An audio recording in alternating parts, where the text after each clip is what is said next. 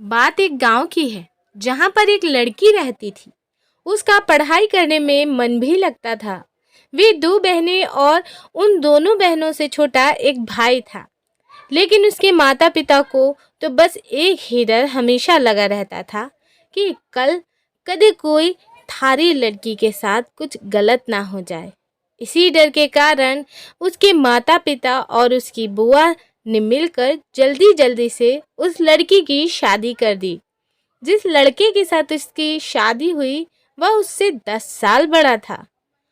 उसे उसके बारे में काफ़ी कुछ बताया गया था कि इसके पास तो काफ़ी पैसा है, तो शादी के बाद मौज करेगी।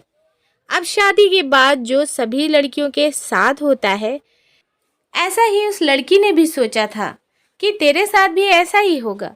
पर जैसे ही वह अपने ससुराल गई, वहाँ पर उसने पाया कि उसके ससुर की तो शादी के पहले ही मौत हो चुकी है।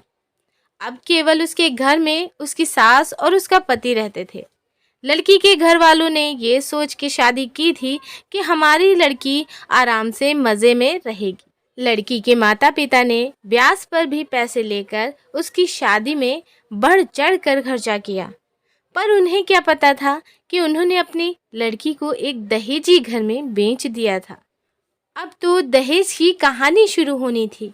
शादी के 10 ही दिन बाद उसकी सास और पति ने उस लड़की को कहा कि मेरी सरकारी नौकरी लग जाएगी तो तू अपने घर से 70,000 रुपए ला के दे दे। वह अगले ही दिन अपने घर आई तो उसने ये बात अपनी माँ को बताई। तब धीरे से उसकी माँ ने यही बात उसके पिता को भी बताई। उसके पिता ने सोचा कोई बात नहीं, अपनी बेटी को ही तो देना है। उसके पिता ने कहा कि बेटी ले जा, कोई बात नहीं।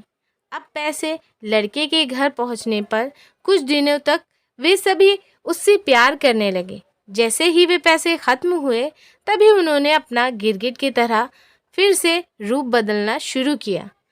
अब की बार तो उनकी हद ही हो गई थी कि वे सभी उसे गंदी और बदचलन कहने लगे। उसको घर से बाहर तक नहीं जाने देते थे। अभी 3 ही महीने हुए थे उसकी शादी को, तो तभी उसकी सास भी चल बसी। बस फिर क्या था, अब तो और भी उसकी लड़की के साथ ज़्यादा गलत होना शुरू हो गया। उसका पति जब भी घर से बाहर जाता तो वह घर की चीज़ों को ताला लगा के और उसे एक कमरे में बंद करके जाने लगा।